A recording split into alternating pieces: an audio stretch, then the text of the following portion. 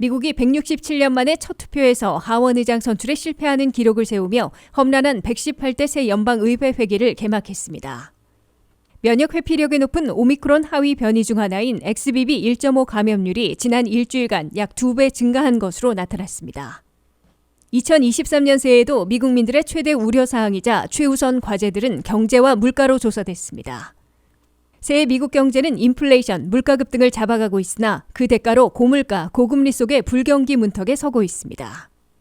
미 대도시들의 렌트비가 대폭 하락한 것은 아니지만 냉각되고 있고 일부 대도시들에서는 내리기 시작했습니다. 여러분 안녕하십니까? 워싱턴 뉴스 투데이입니다. 미국이 167년 만에 처음으로 첫 투표에서 하원 의장 선출에 실패하는 기록을 세우며 험난한 118대 새 연방의회 회기를 개막했습니다. 특히 연방하원 다수당을 탈환한 공화당 하원은 첫 투표에서 19명이나 반란표를 던져 케빈 메카시 하원 의장 선출을 가로막는 극심한 내용을 겪기 시작했으며 메카시 하원 대표는 연속 투표 과정에서 반대파들을 설득할 수도 최종 실패에 포기할 수도 있는 벼랑 끝에 내몰렸습니다.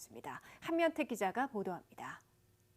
2023년 새벽부터 워싱턴 정치권이 세기에 한 번 보는 큰 파란을 겪으며 118대 새 연방의회 개막일에 눈폭풍에 가로막혀 제대로 출발조차 하지 못하고 있습니다. 개막 무대에서 167년 만에 처음으로 하원의장 선출에 실패하는 정치적 눈폭풍에 막혔습니다. The Honorable Hakeem Jeffries of the state of New York has received 212.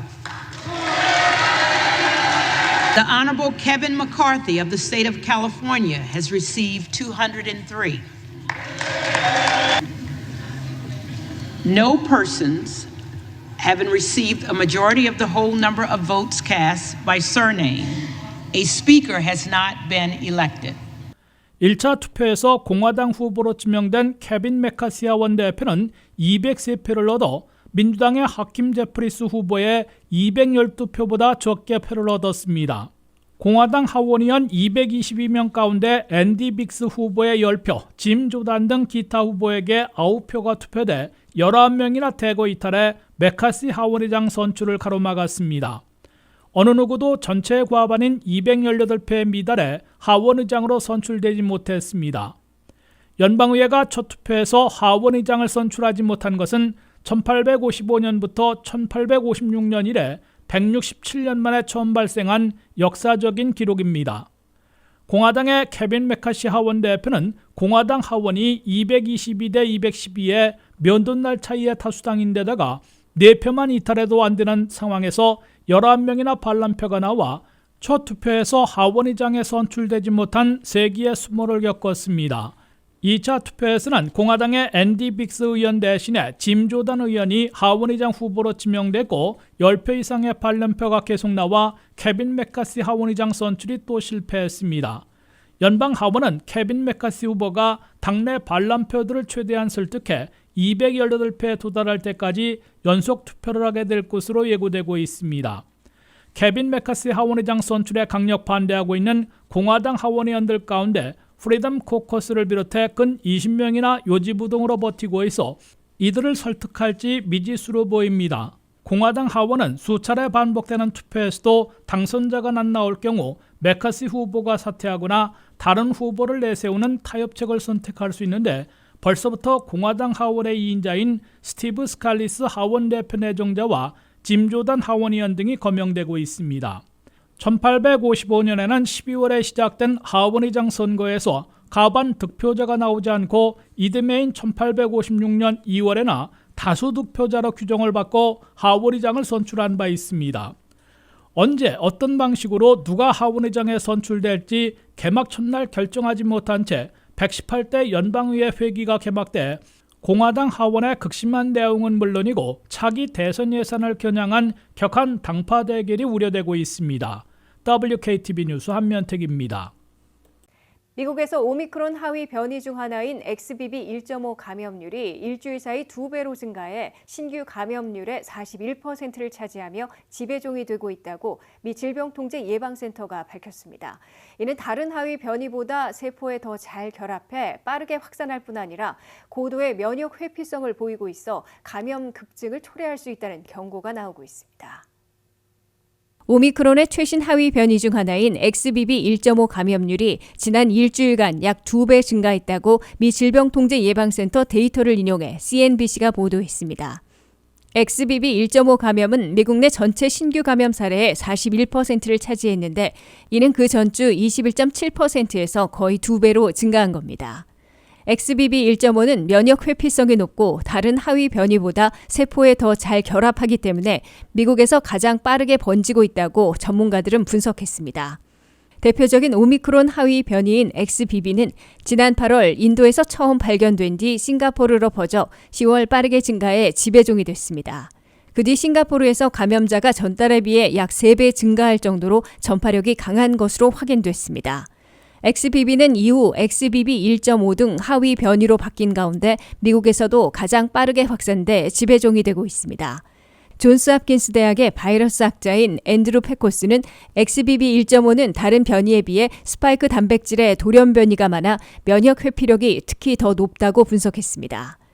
백신이 스파이크 단백질의 특색에 맞춰 개발되기 때문에 스파이크 단백질이 많이 변할수록 백신이 무력해질 수 있다는 겁니다.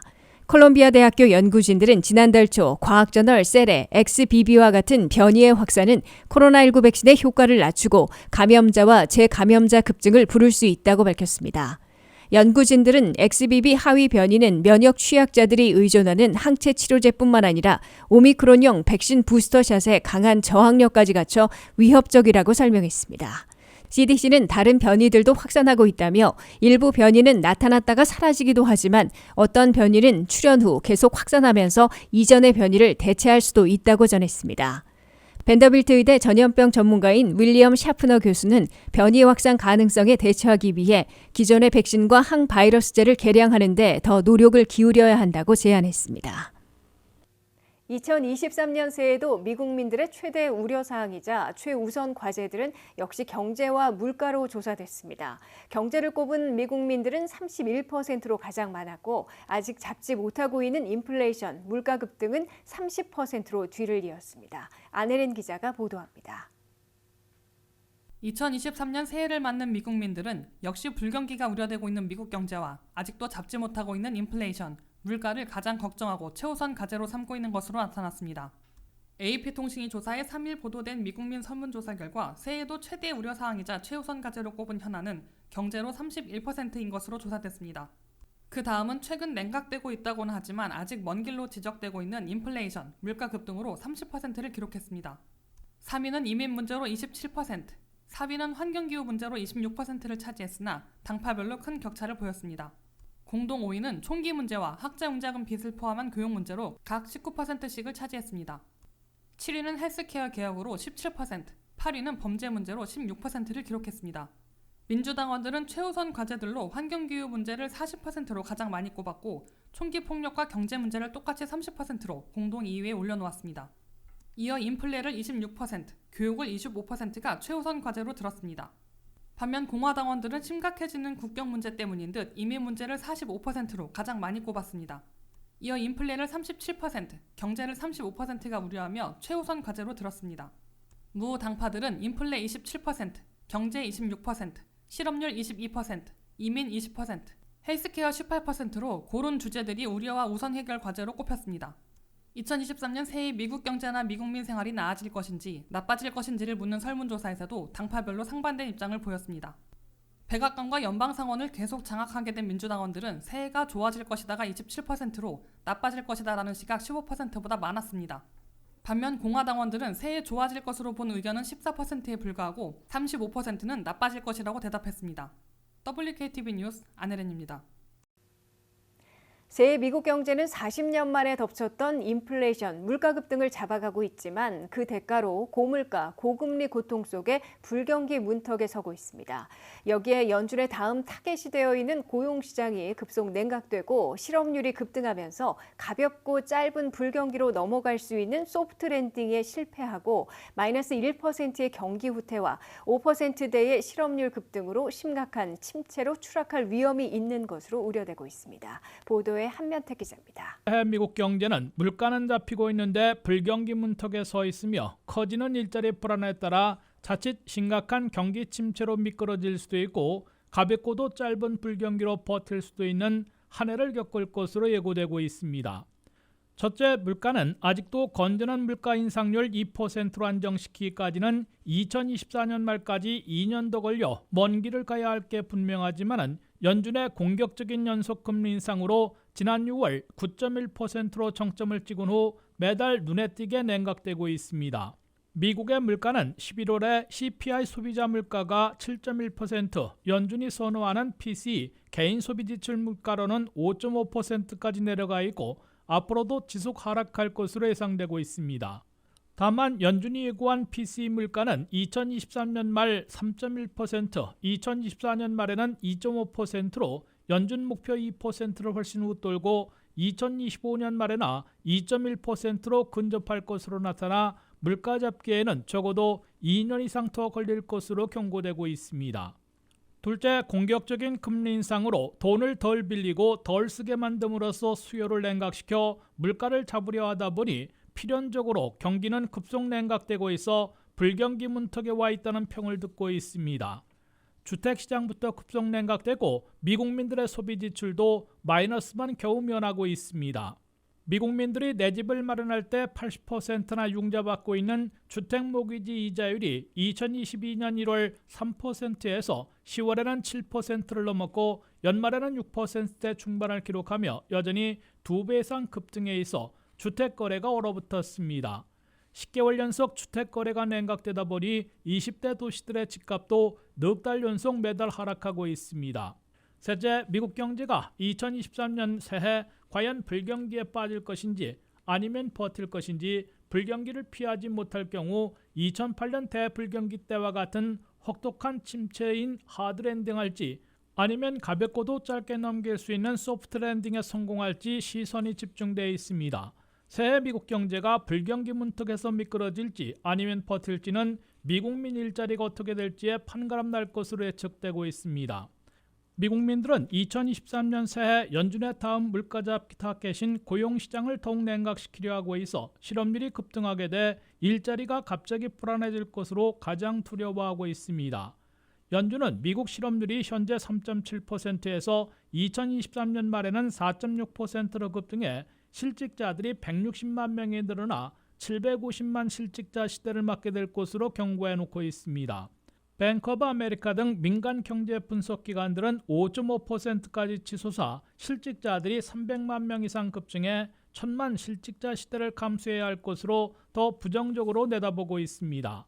이 일자리를 잃으면 돈을 벌어 쓸 수 없기 때문에 소비 지출이 급감하고 이는 불경기로 추락하는 악순환을 불러올 게 분명하므로 미국민들의 2023년 불경기 공포가 좀처럼 수그러들지 않고 있습니다.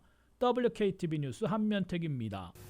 미국 대도시 지역의 렌트비가 냉각 또는 내리기 시작한 것으로 나타났습니다. 아직도 대폭 하락한 것은 아니지만 인상률이 크게 둔화됐으며 2023년 새에도 강보합세를 보일 것으로 예상되고 있습니다. 안혜린 기자입니다.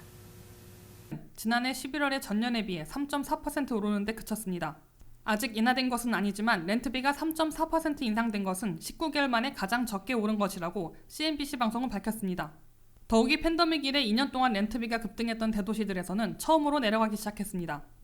50대 메트로 지역에서 가장 많이 몰려있는 중위 렌트비는 11월에 1,712달러로 집계됐습니다. 이는 10월보다는 22달러, 피크였던 7월에 비해서는 69달러나 인하된 겁니다.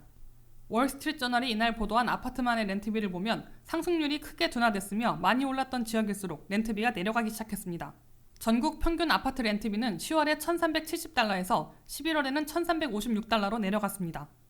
1년 전보다 계속 오르고 있으나 상승률이 냉각되면서 월간으론 인하되고 있음을 보여주고 있습니다. 하지만 2023년 미국의 렌트비는 대폭 인하되는 대신 소폭 오름세를 유지하게 될 것으로 경제 분석가들은 내다보고 있다고 월스트리트저널과 CNBC는 보도했습니다. 무디스는 앞으로 12개월간 미국의 렌트비는 3% 정도 더 오를 것으로 내다봤습니다. 이 두 가지 상반된 요소 때문에 렌트 시장이 냉각되지만 급락하지 않고 소폭 오름세를 유지할 것으로 경제 분석가들은 예측하고 있습니다. 첫째, 2023년 한 해 미국 내에서 신축을 완료하는 아파트 유닛들이 근 50만 채 가까이 쏟아져 나오기 때문에 렌트 공급이 확대될 것으로 보이지만 이는 고급형이 대부분이고 서민들이 이용할 수 있는 렌트는 여전히 모자랄 것으로 예상되고 있습니다. 둘째, 2023년 미국 경제에서 주택시장이 급속 냉각된 데다가 불경기 우려가 여전히 높아 미국민들이 내 집 마련 대신에 렌트 구하기에 나서는 비율이 높을 것이기에 렌트 수요는 급감하지 않아 렌트비 또한 소폭 오름세를 보일 것으로 분석되고 있습니다. WKTV 뉴스 안혜련입니다. 이상으로 워싱턴 뉴스투데이를 마치겠습니다. 시청해주신 여러분 고맙습니다.